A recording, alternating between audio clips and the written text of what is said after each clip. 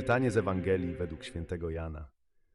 Onego czasu rzekł Piłat do Jezusa: Czy ty jesteś król żydowski? Odpowiedział Jezus: Czy sam od siebie to mówisz, czy inni ci o mnie powiedzieli? Odpowiedział Piłat: Czyż ja jestem Żydem? Naród twój i najwyżsi kapłani wydali mi ciebie. Cóżeś uczynił? Odpowiedział Jezus: Królestwo moje nie jest z tego świata. Gdyby z tego świata było królestwo moje, słudzy moi walczyliby niechybnie, żebym nie był wydany Żydom. Ale teraz królestwo moje nie jest stąd. Rzekł mu tedy Piłat: Więc tyś jest król? Odpowiedział Jezus: Sam mówisz, że ja jestem królem. Jam się na to narodził i na to przyszedłem na świat, aby dać świadectwo prawdzie. Każdy, który z prawdy jest, słucha głosu mego.